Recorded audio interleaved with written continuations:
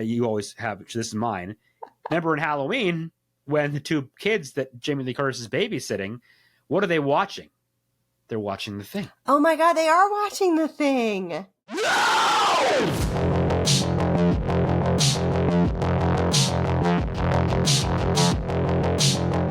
Hello, boils and ghouls. Welcome to another fun-filled episode of the podcast where we talk about scary movies, the Scary Movie Project. What a great name for it, isn't it? Really, you know what I mean? Anyway, the ultimate in alien terror. A research team in Antarctica is hunted by a shape-shifting alien that assumes the appearance of its victims. 1982's The Thing. I should say John Carpenter's The Thing because he puts his name above the title, aptly named. This is our third John Carpenter film, and we can't get enough of them. I'd like to do all of them, quite frankly.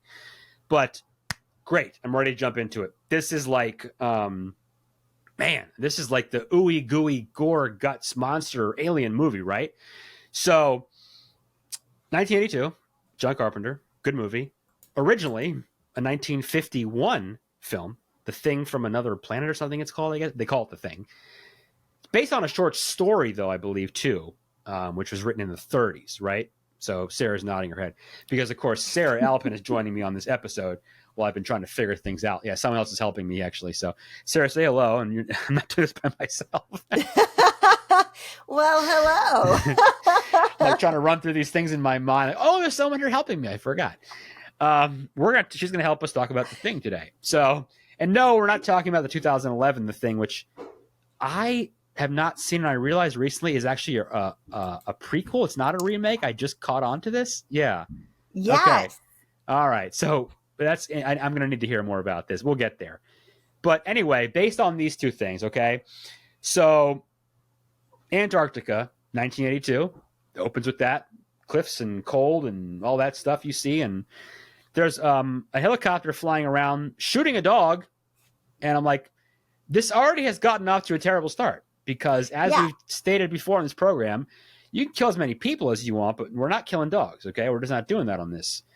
Turns out, well, I've seen the movie multiple times, but it turns out it's not going to go well for the dogs in this film. So then it's this Norwegian, we find it's this Norwegian research team that crashes and they try to shoot some of the American team that lands with. And then we find out, they go on like a recon mission or whatever, and they find this very bizarre organism. I don't know how to put it. It's like got human faces, multiple human faces to it, and like body parts, and it's this American team open. Yeah, it's and so this American team is stationed in Antarctica, and they're on a research base, and it's a bunch of dudes, and they make that very evident. All-male cast. They make it very evident that it's all male. They're definitely on their own there. The only voice you hear is the woman's voice who, Kurt Russell. Kurt Russell looking like Johnny Damon from the 2004 Red Sox, by the way. In this movie. Looking like Jesus himself walked in, right? And he's playing chess with the computer, and it beats him, and he pours his coffee or his booze inside of it and just into a computer, which I thought was a great scene early on. Like, okay, here we go. But they are on a research, and they get this organism, and they say, hey, the doctor there, dissect this thing, do a freaking autopsy on it. And he's like, well, inside this gut that's human, it's like regular organs. There's nothing out of the ordinary about it. Well, it's definitely out of the ordinary because it's an alien life form.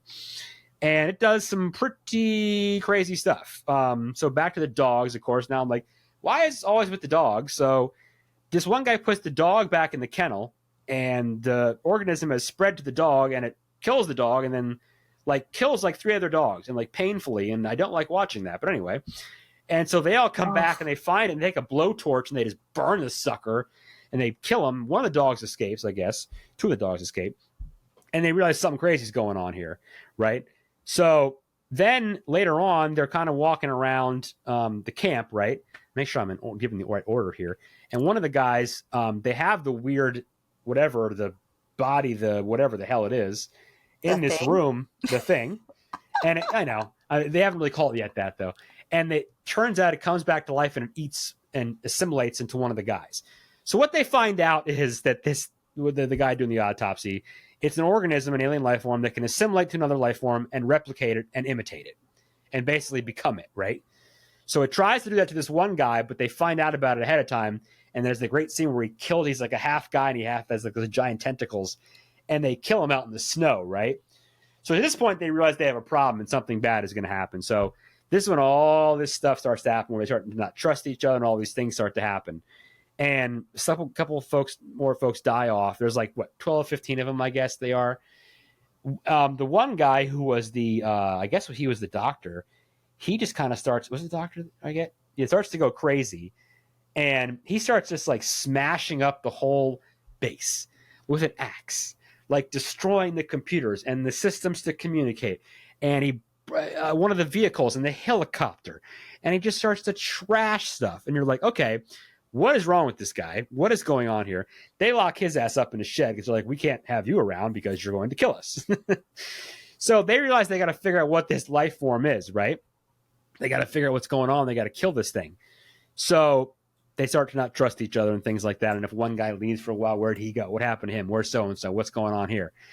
And as things get deep into it, they find this great scene where they want to do a test using their blood, right? And they figure if they take samples of the blood and they test the other blood. So Kurt Russell's character figures he's going to take, what does he do? He takes like a coat hanger, or what does he do? And he heats it up? Hot wire. Yeah, he uses the flamethrower. Yes. Yeah, and he gets it hot. Way too many flamethrowers. Or not enough, depending on... There's a lot of snow and it's cold, so you need these things, right? So he does this awesome test where he taps the blade, ties all the guys up first, and they're like, no, I'm fine, nothing wrong with me, no, we're none of us are the thing. And most of the two guys are fine at the beginning, and then he hits the blood, and one guy's in the blood jumps out of the thing. You're like, oh, crap. And it squeals. Yes, it does. It definitely does. It's like a tea kettle. Yep. And so the guy is the thing, and they bust out of the rope, and he eats the other guy, and it's this crazy. It was like on top of him, right? And what was the scene before that with the defibrillator, though? Did I skip over that one first? Remember that? That was a great scene. I don't remember. One guy, I think that's later. I think that's afterwards. I feel like that hasn't come yet, but after he does the blood test, right? So they find out, and Kurt Russell's character McReady, he ends up burning them and tortures them all. And when you got a thing, you got to kill it. What do you do? You got a blowtorch and you wipe them out, right? It's easy. So he takes care of them, and then there's a scene later where one guy says, I think what happens to him? Something happens to him, and they end up. Oh, I think does he have like a heart attack? I guess. And then they bring him back, and they have to use the defibrillator on him, right? Mm-hmm. So he lays him down on the table, and the guy's he's trying to do CPR, and he's using it, nothing happens, and he hits him again, and his arms go right through the guy's body, and they're like teeth, and he chomps and bites off both the dude's arms and kills him. It's that like scene his was chest crazy. Cavity opens into like a shark mouth meets a Venus flytrap. Yes, because he's the thing. And he just that's totally the chops the doctor guys. that he gets the guys. So his arms are just gone, like right below the elbows. Yep, pretty gnarly scene. And that dude, his head like rips off, and he's this big nasty thing. And I love it. This scene. This is the part where it's the little guy at the head at the bottom, and it sprouts like the eyes and like the tentacles, like the spider. And it runs off, and they're all standing around trying to figure out what just happened to the one guy. And this little creature is running away. And you see it. It's a great shot because you see Kurt Russell sitting there, and the little character's in the back, and it's kind of running away in the background of the shot. And one of the guys goes, "You got to be effing kidding me!" And he sees over it. And again, how do they kill it? Blowtorch, of course. So at this point, McGree's trying to be in charge. He's trying to run things, obviously, because they locked this one guy up. But he disappears for a while, so no one trusts him. But he insists there's nothing wrong with him. He's fine. They'll be fine. And I love he walks around with a big stick of dynamite at this point, basically saying, if you piss me off, I'm just going to blow you up. So you pretty much have to trust me at this point, right? So they go back to the shed where they locked up the doctor, and the doors open. They're like, well, what happened to this dude? He's gone. So they open up the floorboards, and they go downstairs, and there's this whole cave tunnel system down there. And there's a spaceship down. Oh, we forgot to mention it earlier, by the way. They had mentioned there was an expedition that happened a long, long time ago, like 100,000 years ago, they think, or something. The spacecraft landed. So they go out there earlier to explore this, and they find out a bunch of stuff. So this guy is either rebuilt, or he's trying to rebuild a ship, or he's trying to do something. And, of course, he's one of the things, and they attack him, whatever. So, and then the one guy who I love, what's the actor's name? Is it Keith David? Is that his name? He was the dad in Something About Mary, I think, and he's been in so many movies. Oh my gosh. He's like his right-hand man. He's the only guy at the end of the film. What the hell is his name? I actually have IMDb open. Keith David. Yep, Keith David. What else is he in? He's in so many movies. But he's in The Thing. And this is one of his first roles. And I'm trying to look at specifically what you probably remember him from a lot of. But yeah, he was definitely in Something About... he's in Platoon, which is a great movie. But yeah, he's in this. That's probably one of his well-known movies anyway. So it's him, and I think... what is his character's name? He was in Requiem for a Dream, too, which is an amazing crazy movie. Yeah, that's an amazing movie. But what is... Hang on. I'm trying to remember his character. Because his character... I'm going to try the character by name here if I can. Childs. He plays Childs. So McReady and Childs, Kurt Russell and Keith David. They're pretty much your only guys left at this point, really. And they track this guy down into the cave he built. And, he's going to build this. And they realize they got to blow the whole thing up, right? Because they got to end this. And so, like, in a scene that's kind of reminiscent of, like, that movie Tremors almost. With the big underground worm. The thing is taking this giant life form, and it's going to eat them. It's going to kill them. And it runs to the underground of this building. And McReady lights dynamite and blows it sky high. And blows the whole base up. And at the end, it's this kind of like super bleak ending, right? But it's apropos, right? Where they're both sitting there and it's obviously freezing cold. And you realize they're just going to freeze to death, basically. Because they can't leave, because they can't go back to, well, they can't really leave Antarctica because they're kind of stuck there anyway. But they'll bring, the virus, the thing with them anyway. So they both, I guess they have a bottle of booze to drink and they kind of make a joke. And the movie pretty much ends and you realize they're just going to freeze to death out there. And it's like, all right. But it's like the ultimate sacrifice to save humanity or something like that. Yep. So this movie is like super gory, right? I really couldn't do that justice very well. I mean, we can talk about the deaths and whatever and all the monsters if we want to. But yeah, this is a good movie. This is a movie that really got panned and really impacted John Carpenter's career, honestly. It was his favorite movie he's ever done. Yeah. But when he first made it, it was not well received, and he lost work after this because people did not like this movie. So unfortunately, that didn't work out well from the beginning. Yeah, because he loves it. So he loves like these Howard Hawks movies and stuff. So here you go. Here's your trivia. You always have this is mine. Remember in Halloween when the two kids that Jamie Lee Curtis is babysitting, what are they watching? They're watching The Thing. Oh my God, they are watching The Thing. Yep. At the end. And now, the terrifying conclusion of The Thing. That's the voice on TV when they're watching it, right? Yeah. Oh my God. Because John Carpenter loves Howard Hawks and he loves The Thing. So that was his homage to it in Halloween. So that's really cool. And he used the same, if you look at the film, he used the same font, The Thing. The same writing is in both movies too. So that's your one trivia there. So this impacted him, unfortunately, and it was really too bad because it's one of these films that, like so many of these films, is panned when it's around. And then 15, 20, 30, 40 years later, oh, The Thing. It's the greatest movie ever made. You know what I mean? And this always happens. I mean, Halloween, not loved. It got some buzz. Now it's, amazing, right? But yeah, it's so interesting. So yeah, it did not do well and it was bad for him. But anyway, we love it. But yeah, I would love to talk about some of the gory scenes. Like, I don't want to talk about the dogs because I don't like doing that. But but we do have to kind of address at least the one. There were a couple things that I felt were address worthy about the dogs. First of all, the dog actor Jed.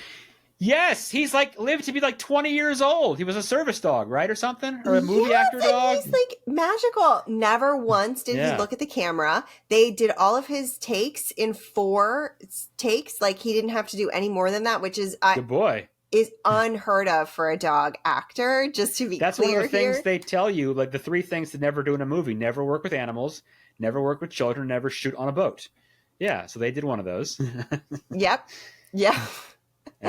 And he did such a good job. He was such a good boy. But the moment when they put the dog into the kennel, Yeah. Well, actually, there are two important things. Okay, first, before they put the dog in the kennel, back up, Sarah. Don't get too excited. So when the dog is walking down the hallway, Yep. and then someone beckons the dog into the room, but you don't know who it is. It's a shadow. You only see the shadow. Oh, yeah. So John Carpenter, this is where he's so brilliant, and it took He's everything in me not to use the F word there, just for everyone's reference on how I feel about this. Okay. But it's so brilliant because he didn't want us to have any indication as the audience to who it might be. So he used a non-actor to be the shadow so that you wouldn't even be able to identify body type. Was it his? I heard. Okay, I think I did because I also think the same person was the person for the needles scene, right? When they were like taking the blood or something. It was like his sound guy or something like that. Yes, I think I've heard this. This. Okay, I don't have that trivia, but no, that's a wonderful idea. Then you're totally you have no idea who it is, right? No idea. It was so brilliant. I just love it. I love when you commit to that level, when you are thinking to that level of depth, because I literally was watching that scene and I was like, I'm going to figure out who this is. Yeah. And pretty good, right? I was like hawk watching it, trying to figure it out. And I was like, that is not anyone in this cast. And it's also slightly diagonal, the way that the light source is casting the shadow. Anyway. See? Then when he's the man. I know, right? So then they put the dog into the kennel because somebody, I don't remember which person, says, why is this dog not in the kennel? Yeah, they're sitting there playing poker or whatever, and he's like, get the dog out of here or something. Yeah, he's like, why isn't the dog in the kennel? Like, who's giving this dog special treatment? So they take the dog to the kennel, and then it's fine for like an eighth of a second till the human walks away. And then as soon as, And then like all of the other dogs are immediately like they were sleeping in what I call tipped cow position, which is when the dog is like, okay. Yeah. And then they immediately get into like sternal, like they were ready mean to and pounce. nasty. Oh yeah. And the one dog that's kind of behind actually pulls the chicken wire off. Starts biting the wire off. Yes. Yeah, that's why I hated watching that scene though, because I don't want to see that. I hated it so much because the acting was so good. It's like it's amazing because that would be if a person was in that room and it's all you'd be ripping the poor dog is doing the same thing in person when they're trying to escape something. They know what's going on. They know this is terrible. Yeah. So anyway, I don't like that. Yeah, I didn't either, but you just have to like acknowledge what great acting it was by the dogs. It was well done. Yes, it was. Even though it's just absolutely brutal to watch it. Yeah, it's not good. So, and then of course, like the crazy effects, which I have two trivia things because of course I always am going to bring trivia. So the sound editor Colin C. Moat, hopefully not butchering, don't know his name. He achieved the dog cries in that film by rounding up all of the neighborhood dogs that lived near him and then placing them in his house, and he quote unquote furtively stalked around in a dark trench coat, tapping on the windows to rattle them and frighten them. So he actually like those are all real. Like I thought that was like such a interesting way trying to elicit the actual responses like real life. Yeah. Okay, that's a great idea. Yeah, wow. Isn't that crazy? Why not? That's very cool. I like that. Yeah. And sound design it's huge. Oh my God. And the other crazy sound design thing I brought, which I know I am totally derailing myself, but the autopsy scene where the face split thing happens was accomplished with paper towels soaked in an egg yolk. Nice. Like the sound of it. I love to hear how these things happen. I love, because the way they do these sound effects, you think they have these fancy machines and everything. To the reality is like the Exorcist stuff, the sounds of, it's bees in a jar, and it's like, it's, the Texas Chainsaw Massacre, the awful music is, well, I love it, but it's a tuning fork on a piano. Like it's not expensive stuff. It's done with nothing. That's how this stuff is done. It's just done with like purely focusing on your hearing and removing all the other senses and intuition. It's just brilliant. Yes, it is. It's awesome. Yeah. And the visual effects, which is where I was going with the dog scene before I derailed myself into the audio. Love it. So this show is all about derailments. Tangents, derailments, sidebars. I love it. It's one of the many reasons I love this scary movie project. And one of our favorite derailments to talk about on the show, other guests, is the Amityville Horror. If you ever want to talk about that, just go into talking about that. That's half the time what we have sidebars about. So feel free to do that. Oh my God. Okay, so this was considered a benchmark in special makeup effects. Okay. And this blew my mind a bit. So the effects were created by Rob. Again, if I'm butchering your name, I apologize. Reach out to Matt and yell at him before you come on the show.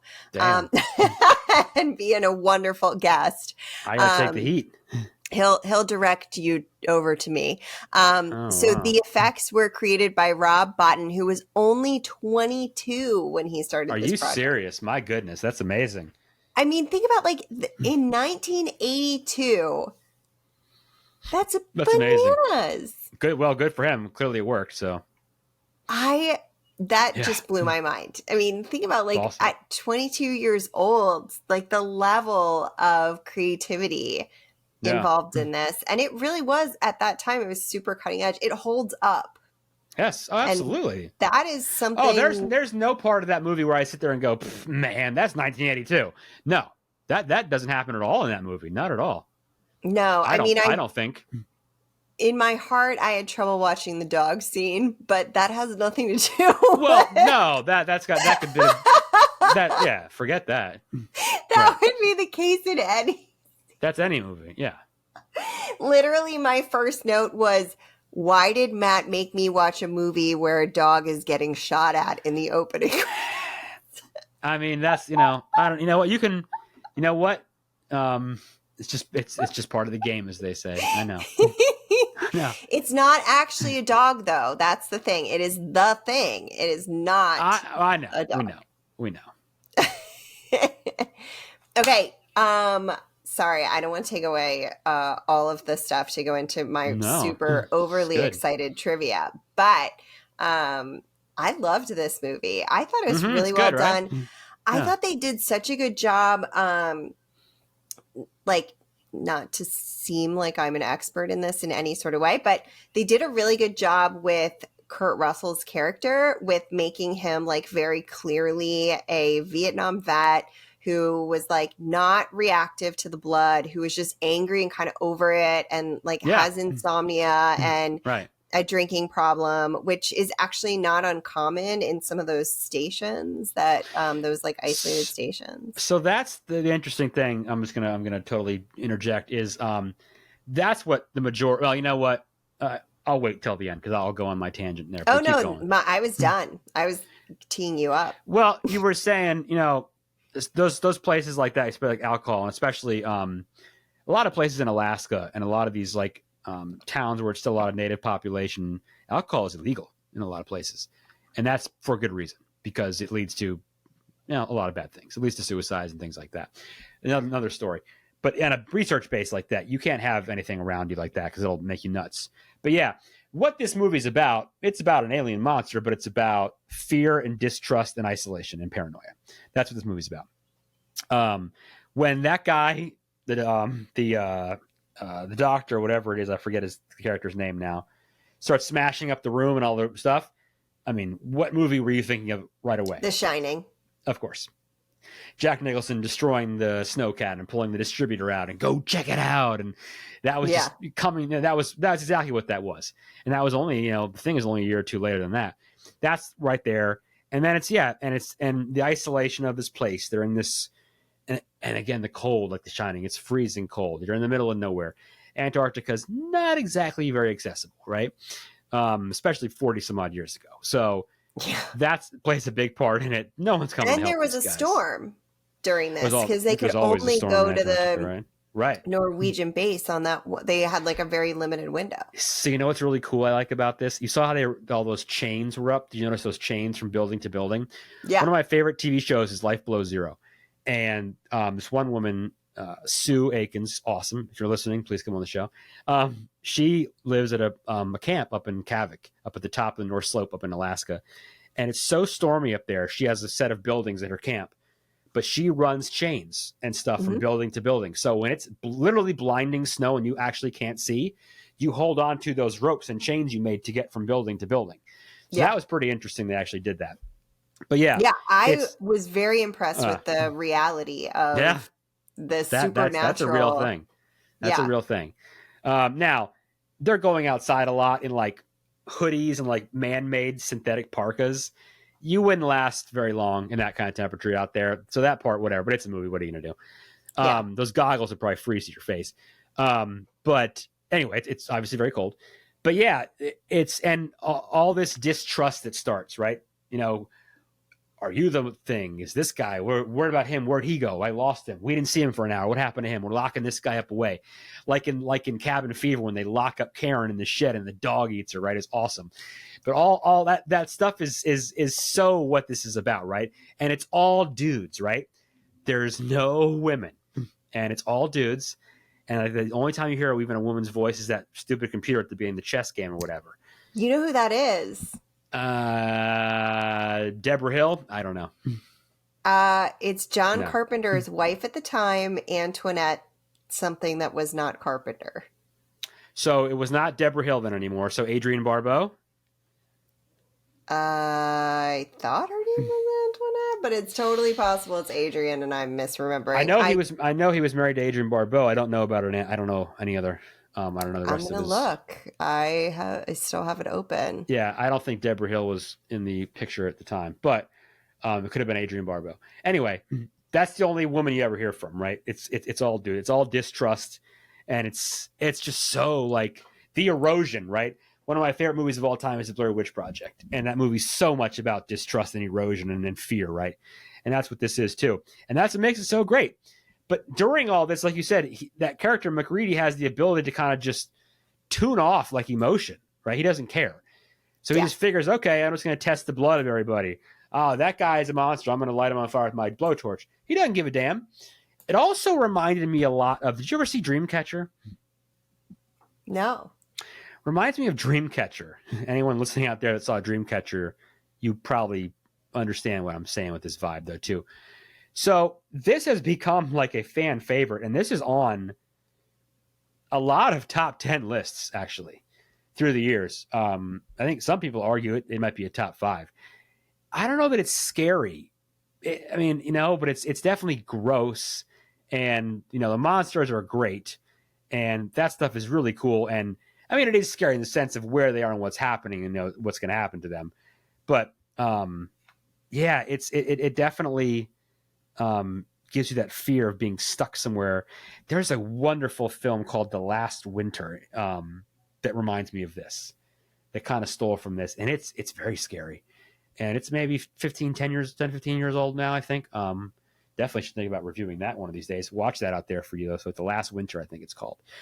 But yeah, anyway, where it is, where it's happening, right? If this happens somewhere in the city or a suburb or in a lab in a building in somewhere downtown, no one cares. It's not scary, right?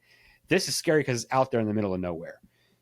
That's what's kind of frightening about it. So that's what I really enjoyed about. That's the overarching. So I didn't want to steal your thunder on that, but yeah, that's kind of one of the things I thought of. You are correct. It is Adrienne Barbeau. Adrienne Barbeau. Okay. Ding, ding, ding. They got married after they did The Fog in 1980, I think. Really? I think so. She's uncredited in this, but I thought that was really interesting because it is the only female voice. one thing that I noticed, this is a very different Carpenter movie. It doesn't look like his movies. I think he had Dean Cundy as a cinematographer who did Halloween too, I think also. But it looks different. He still uses like the anamorphic. He was a big like, widescreen to get everything in the frame kind of thing. Space of what you don't see in the frame is what scares you, like what makes Halloween so scary. This feels very different though. This film feels very different than those. Oh, and yeah. he's not using his usual cast. Carpenter always used his people, right? Like The Fog. It's like almost the whole damn cast of like Halloween all over again, right? There's no Jamie Lee Curtis. There's nothing like that. This just feels very different. I think this was, I don't know the whole. Now, I know there were some issues with this making this movie too. There were some writing issues. There were some directing issues. There were a lot of things that didn't go the way they wanted to. You may have more information on that. But so that's what I think makes it different. They didn't make it look like, the Carpenter stuff you'd seen before. Yeah. Yeah, I mean, it's really interesting too because you can tell he was nodding to other people that he respected in a lot of the things. Like even with the opening title, which you mentioned earlier with Halloween. So he actually tried to replicate the Howard Hughes film. So he added, so essentially they put the actual like title into a fish tank that they filled with smoke and placed in a garbage bag, and then they ignited the bag on fire, which is so crazy to think about. So he was like doing a lot of things really intentionally, awesome. which I think is one of the reasons he loves this film so much, or loved this film so much, that he put so much like thought and so much of his own like things that he respected about other people into it, which is a really cool thing. And that's one of the reasons that I love scary movies, is that they nod to each other all the time. And it's just like fun when you can see it and you know that. Yes. I think this production was challenging. They shot a lot of this in Alaska and in up in British Columbia. And I think they were in some kind of remote spots that were not easy to get to and shoot in. It was difficult. And they also shot part of it in LA. So they had to refrigerate. Yes. And they had to add in like dehumidifiers because they had to get the breath and they had to get everything in there. Yes. That reminds me of like the way they had to build the Exorcist sets, where they had to take everyone out, turn the lights, set the lights where they needed to be, then take everyone out and turn on the air conditioning, and then drop the set to 10 below zero. And then turn the lights back on and get the actors back in quickly while it was still cold, so the lights didn't heat everything up and shoot. Like it's LED now, you wouldn't have to worry about stuff like that. But these were old lights that were candle burn lit kind of things, gas lit, right? So that's hard, man. Yeah. And it was over 100 degrees during that time period, which is just crazy. Yeah. And the breath was so important that Kurt Russell actually smoked throughout the movie to make sure that his breath was accurate with the cigarette smoke. He wasn't a smoker at that time. That's pretty interesting. Yeah, those little things, especially something like that, because you need to feel that cold, right? Well, I'm the audience. I need to feel that cold, right? Yeah. If you're setting this in Antarctica or The Shining, where I need to see that breath, I need to see that to make this believable. So you got to do that right. Yep. Yeah, for sure. Even with like the fire, all of that falls apart if the air isn't right. Absolutely. Yep. So yeah, it was well done. The monster stuff, of course, like you said, at the time, was it a 22-year-old kid was doing effects? That's amazing. Isn't that crazy? I got to see what else this guy went on to do. I'll send you his name afterward. But yeah, I think they had writing issues and producing issues and things like that. But they finally got to it, I guess, because he wanted to really make this. But so what I wanted to talk about though was all right. Yeah, so the 2011 film. I never saw it. I kind of slept on this. I guess I just didn't care. I don't know. But this is actually a prequel, right? I don't want to. We spoil movies on the show, but so I have not seen this. Have you seen this? So I started watching it. It's streaming on Netflix right now, and I started watching it, and I was like, "Listen, like Sarah, get real here. You are reviewing 2 movies with the Scary Movie Project this week, and you have to go home and help your parents with some things." So, like I started it, and then I was like, "You need to not." But what I did was I made Bard, Google's AI. Dropping some AI in here. Yes. So I prompted with watch the 1982 and 2000 versions of the thing and write a comprehensive comparison. Yep. I want to know what is the same and what is different between the 2 movies. Okay. How did Bard work out for you? I'm a chat GPT, so I haven't used that. So I am a big fan of Bard because it is search engine based, so you can ask it to cite its sources. Oh, nice. Google's making a new thing, by the way. They say we'll kick chat GPT's butt. Anyway, way off topic. Their new search engine, it's bananas. Okay, so here we go. Both films are based on this is the similarities list. Okay, all right. Both films are based on the 1938 John W. Campbell Jr. novella, Who Goes There? Who Goes There? That's the title, right? Okay. Both films are set in Antarctica, involve a group of scientists who are attacked by a parasitic alien creature that can assimilate and imitate the other life forms. Both films feature scenes of graphic violence and body horror. Yes. Both films have a strong sense of paranoia, suspense, as the characters are forced to question who they can trust. Yep. And both films feature a memorable final scene in which the creature is destroyed. Yes. Okay, here are the differences. And this really blew my mind because I hadn't seen either of these movies. So I had started watching the remake, the 2011 version. Mm-hmm. And then when I started the 1982 version, I was like, this is not, like, none of this is the same. I don't understand. And I was like immediately annoyed that it didn't line up, which is just, usually I blame the remake on that. And so that was why I did this. Okay, so here are the differences. The 1982 film is set in 1982, actually set in that year, while the 2011 film is set in 1979. The 1982 film has more practical effects-based approach to the creature, whereas, of course, it's CGI in the 2011. Sure. Well, and of course, it's always cool when you see a movie that does try to do these practicals, but whatever. Yeah, no, and that's nowadays. I mean, you kind of like I watched the first probably 3 scenes, like the first 20 minutes, maybe max, of the 2011 film. So for me, it's CGI. Yeah. It's clear when you watch it. And I think it's actually pretty clear that it's practical in the 1982. While it's well done, it is just clear that it's not CGI. So the 1982 film has a more ambiguous ending, as it's left unclear whether the creature has been completely destroyed. Spoiler alert. After I already did it, and that's what we do here. We ruin movies. We don't ruin books, though. We don't ruin books. So if you haven't read I haven't read the short story to this, so that we won't ruin. We can't ruin everything, right? No, we can't. No, we take what we ruin very seriously here.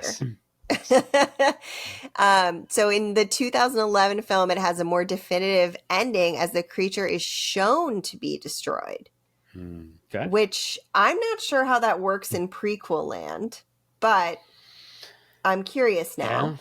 Yeah, we're gonna find out. The callbacks between the 2 things were substantial in the very short period I watched. You might actually enjoy it.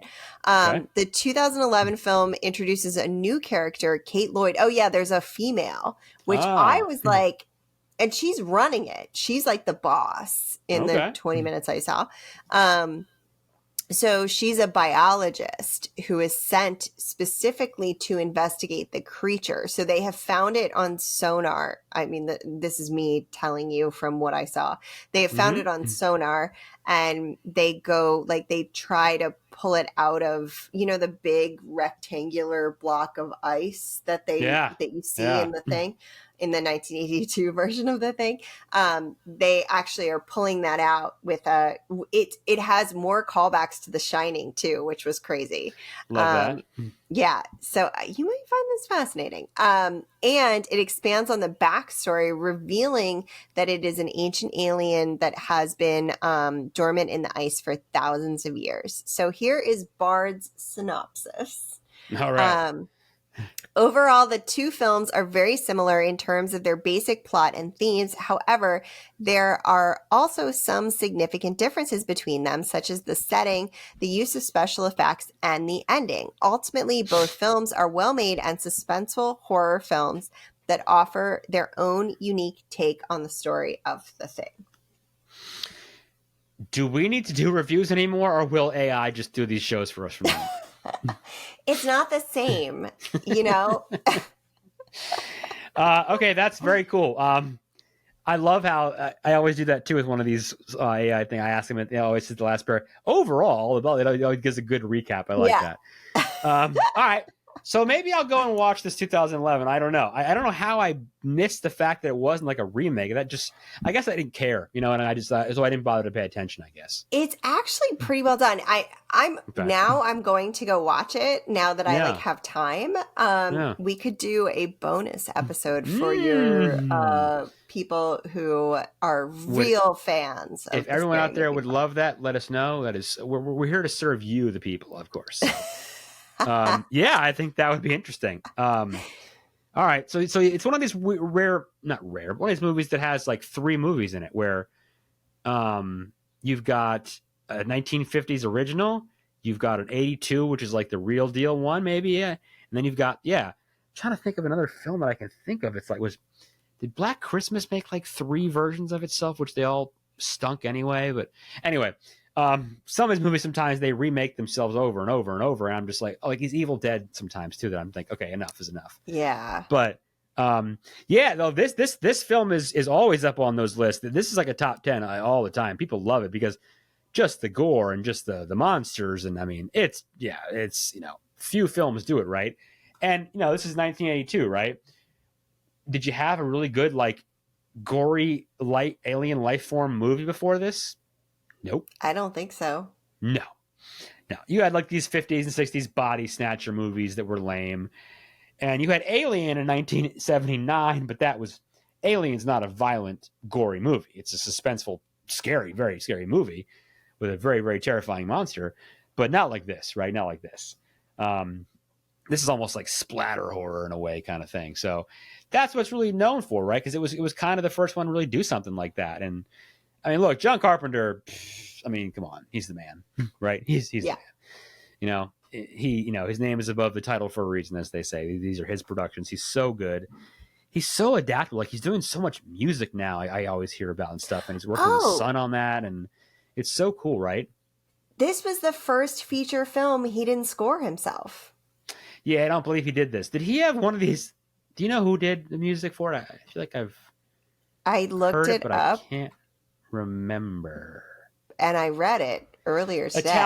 Italian guy, I think. And I think he'd done some really cool stuff. The music is good. It's very like it's not much to it, right? It's pretty simple, but it's really good. I really like it. It's very subtle stuff. But it works. It works really well, actually. Yeah. Yeah, I'm trying to do it. Oh God. I know why I didn't tell you who it was, because I have no idea how to say this. Ennio Morricone? Oh, Ennio Morricone, I think? Yeah. Yeah. That sounds familiar. Yep.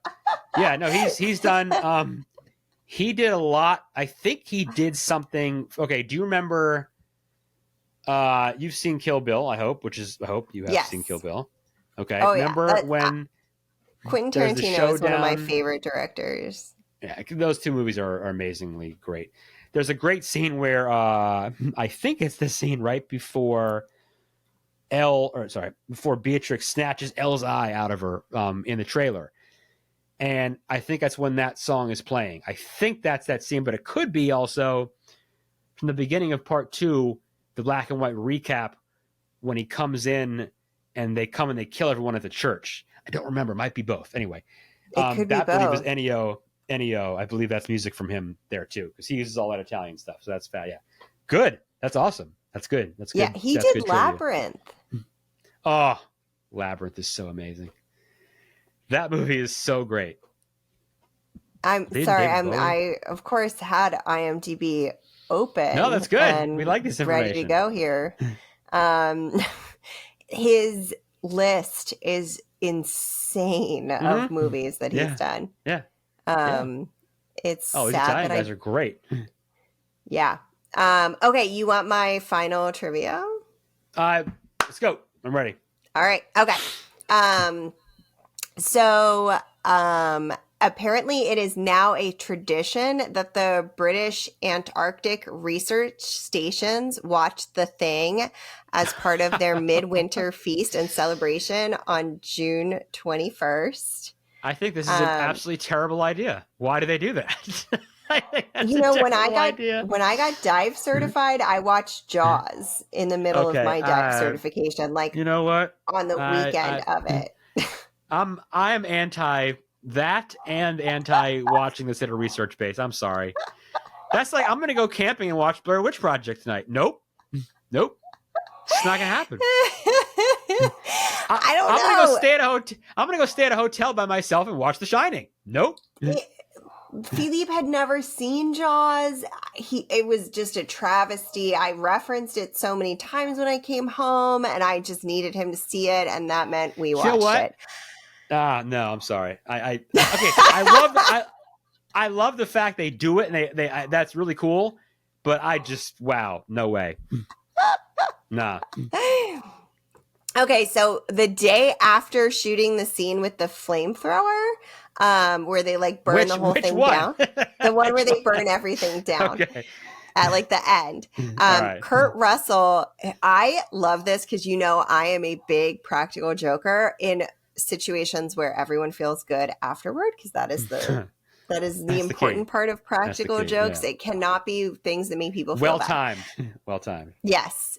So he actually played a practical joke on John Carpenter, and he covered his head and face with bandages and pranked him that he got burned. Why do I feel like I've seen a photo of this before? I think I maybe have seen this. Okay. Sounds familiar. Did it work? Did he get it? Apparently it really did, yes. Oh, nice. That's awesome. Good job. Okay, so the producers attribute the film's box office performance, which was really disappointing and, as we mentioned, hurt John Carpenter's heart a lot, that people at that moment wanted a benign interpretation of alien presence on Earth, because Steven Spielberg's E.T., the extraterrestrial, had come out several weeks before. And which I think kind of gives you an idea of like. Well, that sucks, obviously. And you go against some guy named Steven Spielberg, you're probably in trouble. But didn't I also hear that it opened up the same time Blade Runner did? So it's like, you're just screwed, dude. You picked a terrible time to start your movie. Yeah. Wow. Blade Runner had a terrible box office premiere as well, for the same reason, was part of what I was looking into. That's so interesting. Yeah. I can't believe Blade Runner came out then. That blew my mind too.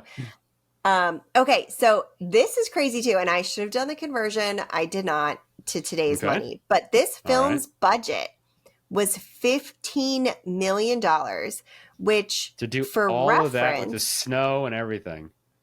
For reference, Friday the 13th, which was 1980, was a $700,000 budget. Made for nothing. Nothing. And Halloween in 1978 even less. Was even less. $375,000. Yeah, not even half a million. Just for like reference on how insane that is. And for a horror movie, that was larger than the average of all time. Yeah, well, they had going to these locations, and I mean, God, just the cost of getting to those places. My God, yeah. So, Yeah. but well worth it because it paid off. I mean, you do feel like you are in there. You don't feel like you're watching some, poorly built set somewhere. It's done well. It is. I could not believe it was in LA. I was shocked. Yeah. Well done. It really was. It was really well done. Yeah, this is definitely, this is a classic film, right? So, I hadn't seen it in a minute, and I watched it again. It was fun to watch. It's like a fun movie to see, like it's gross and gnarly, and yeah, it definitely makes you think twice about being in a. Definitely don't want to be in an empty research base for a while. Not that I ever was going to one anyway, but I certainly don't want to go to one now. So, yeah. Moral of today's story: stay away from Antarctic research bases. I can't stress that enough, people. I can't stress that enough. Would you ever go to Antarctica? I would go, but I have to go. I couldn't do the. I have to take the. What is it? There's two ways. You can take the like the military plane, or you can go through the Drake Passage. I can't do boats and ships and watter. So I was wondering. I was like, could you do the Drake Shake? No, there's 0% chance that would ever happen. So I would have to take the plane, which is fine with me. But I'd like to go. Yeah, I bet it'd be really cool. So I would probably totally not gonna happen. Do it. Yeah. But it's like $8,000 to take the cruise.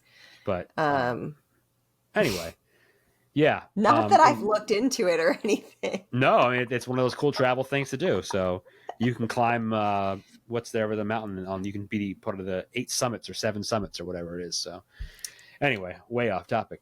The Thing. It was great. Thanks for watching. But yeah, you guys know what the deal is. You know where to find us. Rate us, like us. Tell us if you would visit an Antarctic research base. I'd love to hear if you have. You know what? If you have, I'd like to hear it. Tell us your story. Send us your photos. Did you see penguins? Did you see life forms that looked like you? Maybe. If so, I hope you got out alive. We'd like to hear those things. But yes, thank you for listening, Sarah. What about our wonderful fans? Where can they find everything they need to know about you as well? You can probably find me easiest way, probably most applicable, is Laughing with Gingers, where we share lots of trivia and play games, and Matt likes to come and visit us periodically and be a guest there too. I will be a guest when I'm in. What do they say when you're invited somewhere? Go do it, right? So I'm gonna be on the show. I'm gonna be on any show you need me to be. I'm there. So unless I'm visiting